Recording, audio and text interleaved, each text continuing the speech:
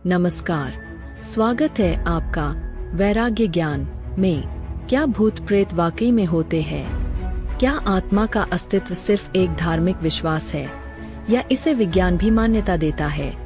आज की इस वीडियो में हम जानेंगे कि भूत प्रेत कैसे बनते हैं, उनकी उत्पत्ति के पीछे के रहस्य क्या है और इनका जीवन और मृत्यु से क्या संबंध है। तो वीडियो को अंत तक देखें और जानें इस गूढ़ विषय का सत्य, जो आपके सोचने का नजरिया बदल सकता है। अगर आपको ऐसे विषय पसंद है तो चैनल को सब्सक्राइब जरूर करें और अपनी राय कमेंट में हमारे साथ साझा करें। चलिए इस रहस्यमय यात्रा की शुरुआत करते हैं। भूत प्रेत कैसे बनते हैं और क्या करते हैं? लगभग 2-3 दशक पूर्व तक पश्चिम कट्टरपंथी वैज्ञानिक भूत प्रेत का अस्तित्व मानते थे और न ही आत्मा का अस्तित्व स्वीकारते थे, क्योंकि कल्पना और तर्क से वह प्रभावित नहीं है और जब तक ठोस प्रमाण न मिले तब तक स्वीकार करना उनका स्वभाव नहीं है। वैसे भूत प्रेत का अस्तित्व मानव के जन्म के साथ साथ चला आ रहा है। संसार का ऐसा कोई धर्म नहीं है जिसमें भूत प्रेतों का अस्तित्व न स्वीकारा गया हो और समय समय पर इनके चमत्कारिक कारनामे सामने आते रहे हैं। विशेष रूप से भारतीय सनातन धर्म तो इनका अस्तित्व बड़े व्यापक रूप में स्वीकार करता आ रहा है। मृत्यु के बाद भी जीवन है, यह उद्घोष बार बार हुआ है। गरुड़ पुराण में तो मृत्यु के बाद की संपूर्ण गतियों का विशद विवेचन है। अत्यंत प्राचीन ग्रंथ गीता में तो भगवान श्री कृष्ण ने आत्मा का रूप, रंग और उसका जो विवरण दिया है वह किसी भी भारतीय से छिपा नहीं है। तब भी कट्टरपंथी पश्चिम के वैज्ञानिक मानते न थे, पर अंतरिक्ष यात्राओं के मध्य हुए अनेक वैज्ञानिक उपकरणों के कारण और व्यापक शोध जांच पड़ताल के उपरांत आत्मा का अस्तित्व, भूत प्रेतों का अस्तित्व अब इन कट्टरपंथी वैज्ञानिकों द्वारा स्वीकार कर लिया गया है। इन वैज्ञानिकों को सबसे अधिक पुनर्जन्म की घटनाओं ने बाध्य किया है। वह मान रहे हैं कि मृत्यु के बाद भी जीवन है, पूर्वजन्म की स्मृतियां मनुष्य बटोरे रहता है। इन वैज्ञानिकों ने इस संबंध की अनुसंधान प्रणाली को पराविज्ञान का रूप दिया है।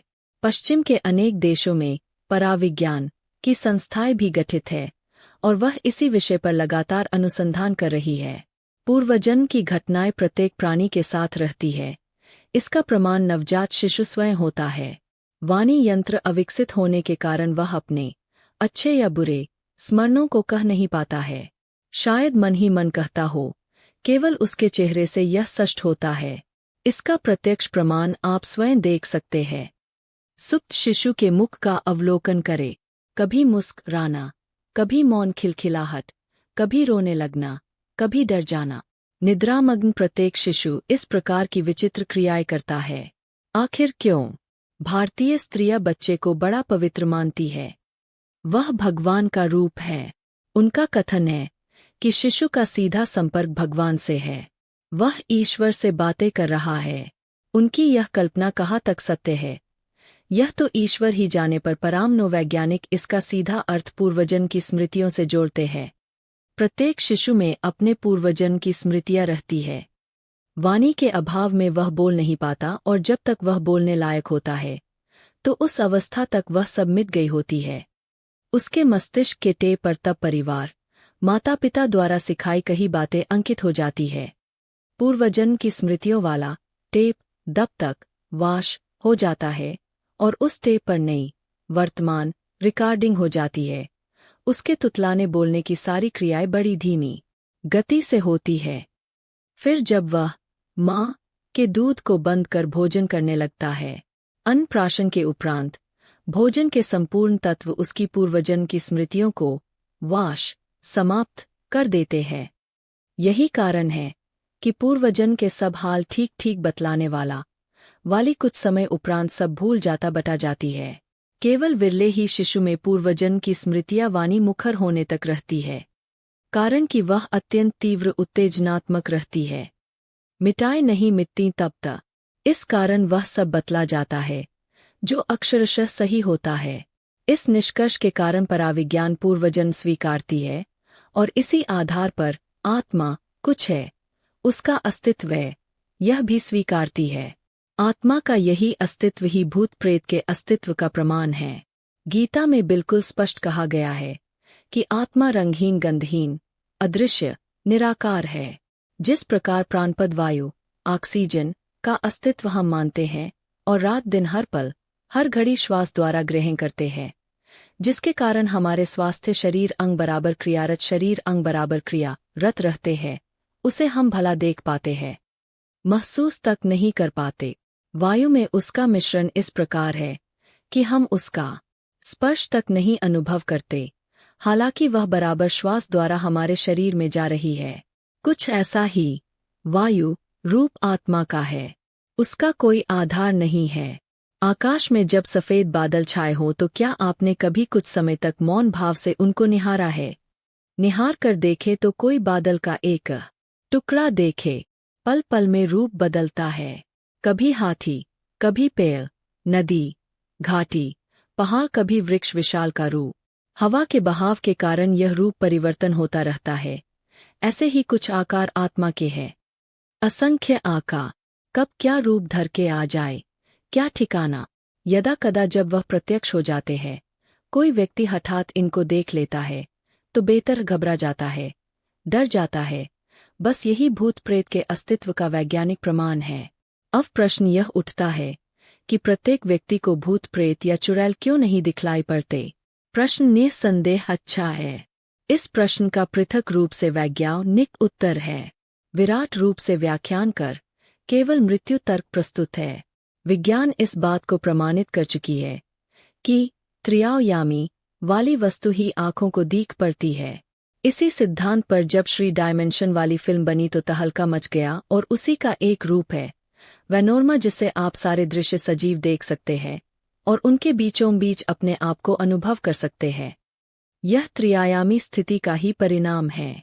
अब यदि कोई जीव या वस्तु एक या दो आयाम में हुई तो क्या आप देख सकेंगे? कदापि नहीं। वह विद्यमान रहकर भी आपके लिए अदृश्य रहेगी। उल्लू नेत्र विहीन नहीं होता, उसकी आँख होती है। फिर दिन में क्यों नहीं देख पाता? कारण उसकी आंखें बनी ही इस प्रकार की है। पलक विहीन और बड़ी बड़ी की प्रकाश रश्मियां सीधे उसके रेटिना गोलक पर पड़ती है, प्रतिबिंब बन ही नहीं पाते। रात में प्रकाश रश्मियां शीतल हो जाती है, फलतः देख सकता है। बिल्ली के विषय में आप क्या कहेंगे? घोर अंधकार में भी वह अपने शिकार चूहे या वस्तुएं देख सकती है। आपने बेहतर सफेद व्यक्ति अवश्य देखे होंगे जिन्हें सूर्यमुखी कहा जाता है। सूर्य के प्रकाश में वह पलके लगातार झपकाते रहते हैं। उन्हें देखने में असुविधा होती है, पर रात आते ही वह सब कुछ सरलतापूर्वक देख पाते हैं। यह सब आँखों नजर का फर्क है। मनुष्य की आंखें केवल प्रकाश में त्रिआयामी वस्तुएं देख सकती है। शरीर के बारे में अति प्राचीन काल से हमारे पूर्वज कहते आए हैं कि यह 5 तत्वों का बना है: अग्नि, जल, वायु, पृथ्वी और आकाश। दाह संस्कार के द्वारा ये 5 तत्व अपने अपने सजातीय से जा मिलते हैं। शरीर तो गया, पर कहाँ गई? रह गए। उसका आकार त्रिआयामी तो है नहीं, रहते हुए भी कैसे दिखें? आकाश के बादलों के समान उसका रूप पल पल बदलता रहता है। बिना शरीर वाली आत्मा एकल आयाम की हो गए। हठात कोई देखने तो वही भूत प्रेत है। प्रश्न यह है कि हठात क्यों, हर समय क्यों नहीं?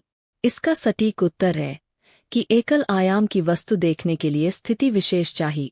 मान लीजिए यह स्थिति जागृतावस्था चेतन रहने पर मैं आ गई तो निश्चय स्वप्न दिखेगा। मनुष्य का मन जागृत या निद्रावस्था में हो, कभी भी एक पल के 100वें भाग के लिए भी निष्क्रिय नहीं रहता है। इसी कारण शरीर मर जाने पर भी मस्तिष्क जीवित रहता है। डॉक्टर मस्तिष्क की मृत्यु को ही वास्तविक मृत्यु मानते। शरीर मरने के बहुत देर बाद मस्तिष्क मरता है, तब तक वह बेतर छटपटाता रहता है। इसी कारण फांसी लटकाए व्यक्ति की लाश तत्काल नहीं उतारी जाती। इसी कारण सनातन धर्म में कपाल क्रिया का विधान है। मोटे बात से मृतक का निकट संबंधी उसका कपाल फोड़ता है। यह विज्ञान सम्मत क्रिया है। मस्तिष्क मारने के लिए वह भी खत्म हो जाए, शायद वही रहस्यमय आत्मा रहती। इसी कारण कपाल क्रिया होती है। यहीं पर वह मस्तिष्क है जहाँ कुछ न कुछ अवश्य चलता रहता है। यही स्वप्न की सृष्टि करता है। एकल आयाम मनुष्य दशा स्वप्नावस्था में हो जाती है। इसी प्रकार की दशा आने पर मनुष्य इन आत्माओं के रूप देख पाता है, और यह समाधि जैसी दशा अधिक देर नहीं केवल कुछ क्षण ही रहती है। इसी कारण भूत प्रेत दिखा और गायब इसी कारण उस व्यक्ति के अलावा दूसरा देख नहीं पाता है। एक व्यक्ति भूत भूत चिल्लाता है, देखो वह आ रहा है। वो रहा पर दूसरे एकल आयाम स्थिति में होने के कारण उसे देख नहीं पाते हैं। तंत्र की अनेक विद्याएं क्रियाएं मनुष्य की मनः दशा एकल आयाम में ले आने वाली है। इस कारण सिद्ध तांत्रिक उनको देख सकते हैं, वार्तालाप कर सकते हैं, दूसरे नहीं। इसी का अनुचित लाभ ओझा, सयाने या नौखिए, व्यावसायिक तांत्रिक ढोंग रचकर लाभ उठाते हैं। आठ भूत प्रेतों का अस्तित्व है, इस बात से अब इनकार नहीं किया जा सकता है। अगला महत्वपूर्ण प्रश्न है, भूत प्रेत क्या है, कैसे बनते हैं, इनका उद्भव कैसे होता है? इसका अपना तर्कसम्मत सिद्धांत है। संसार के सभी धर्मों में स्वर्ग और नर्क, हेल और हेवन की कल्पना है। हिंदुओं में 3 लोक माने गए हैं, मुसलमानों में 7 आसमान बतलाए गए हैं। कहा जाता है कि कर्मानुसार आत्माएं, रूहें इन लोकों से अपने कर्मों का फल भोगकर नाना जीवों में जाती है। इसे ही भारतीय आध्यात्म में आवागम कहा गया है। इससे मुक्ति पाने के लिए अनेक प्रकार की उपासनाओं और क्रियाकलापों को बतलाया गया है। भारतीय आध्यात्म में 84 लाख योनियां बतलाई गई है। यह आत्मा एक योनि से दूसरी योनि में भटकती रहती है। मनुष्य रूप छोड़कर किस योनि में मनुष्य जाता है, क्या पता। एक उदाहरण अपने अनुभव का दूं। एक अधेड़ स्त्री थी, बड़ी पतिव्रता। पति भी खूब प्यार करता था। दुर्भाग्यवश पति चला बसा। वह विधवा हो गई पर नित्य पति का स्मरण करती थी, तस्वीर से बातें करती थी। 1.5 वर्ष बाद एक कुत्ता उसके पीछे लग गए। जहां तक जाती पीछा करता। घर में जबरदस्ती घुसता, बड़ा मारा पीटा, डंडा फटकारा। बाहर निकाल दिए जाने पर दरवाजे के बाहर पड़ा रहता। सदैव पीछा करता था। तंग आ गई, मुझसे कहा, मैंने संपर्क किया। मुस्कराकर बोला, यह तुम्हारे पतिदेव है, कुक्कुर योनि में गए हैं। वह रो पड़ी। लौटकर आई और कुत्ते को प्यार से रखना चाहा पर पता चला कि कारपोरेशन वाले उसे गोली देकर मार गए हैं। उसने उसका अंतिम संस्कार कराए। तो यह रही आवागमन और आत्माओं की यात्रा। इस प्रकार आत्मा अपना चोला बदलती रहती है, केवल रह जाती है भटकती अशांत आत्माएं। यही भटकती अशांत आत्माएं भूत प्रेत के रूप में यदाकदा दीख पड़ती है और नाना प्रकार के उपद्रव करती रहती है। आखिर यह अशांत भटकती आत्माएं क्या है? यह अन्य चोला क्यों नहीं धारण कर पाती? इसका स्पष्ट उत्तर है, अकाल मृत्यु के कारण शरीर से बिछुड़ गई आत्माएं भटकती रहती है। जाए तो कहा, काल चक्र के अनुसार उनका समय ही पूरा नहीं हुआ है। अकाल मृत्यु एक 20 वर्षीय युवक युवती दुर्घटना का शिकार, घटना स्थल पर मर गया, आत्महत्या कर ली। जल मरा, करंट मार गई, ट्रेन हवाई जहाज डूब मरा या नाना प्रकार की असामाजिक दुर्घटनाओं में असमय मरा। निश्चित रूप से ऐसी आत्माएं भटकती रहती है और वहीं जब किसी को कुछ क्षण के लिए एक आयामीय स्थिति प्राप्त हो जाती है तो वह भूत प्रेत चीखने लगता है। उसे ही भूत प्रेत दिखते हैं और कुछ क्षण बाद एक आयामी स्थिति भंग होते ही गायब। यह भटकती अशांत आत्माएं जाएं तो किस लोक में? माया मोह के बंधन में भी कुछ आत्माएं नाना प्रकार की प्यास के कारण, अतृप्ति के कारण, वासनाओं के कारण भटकती है। इसलिए हमारे यहाँ गति श्राद्ध तर्पण तक आत्माओं की शांति का विधान है। इसमें अवैज्ञानिक है ही क्या? यह सब समय और विज्ञान की कसौटी पर एक बार नहीं अनेक बार परखा हुआ है। भूत प्रेत जैसी वायवी हलचलों का अस्तित्व इसी कारण है। विज्ञान इसे स्वीकार कर चुका है, धर्म इसे मानता है। शायद 200-400 साल बाद विज्ञान इन आत्माओं से चाहे जब संपर्क करने की स्थिति में आ जाए तब और भी रेहे से खुल सकते हैं। परीक्षण बराबर चल रहे हैं, यह शुभ लक्षण है। फिलहाल इस विराट विषय पर केवल इतना ही। तो दोस्तों, मृत्यु एक अंत नहीं बल्कि एक नया आरंभ है। भूत प्रेत सिर्फ डरावनी कहानियों का हिस्सा नहीं बल्कि आत्मा की यात्रा का अधूरा पड़ाव है। अगर आपको यह विषय रुचिकर लगा तो चैनल को सब्सक्राइब करें, वीडियो को लाइक करें और अपनी राय हमें कमेंट में जरूर बताएं। अगले एपिसोड में मिलते हैं। तब तक के लिए वैराग्य ज्ञान के साथ जुड़े रहे। धन्यवाद।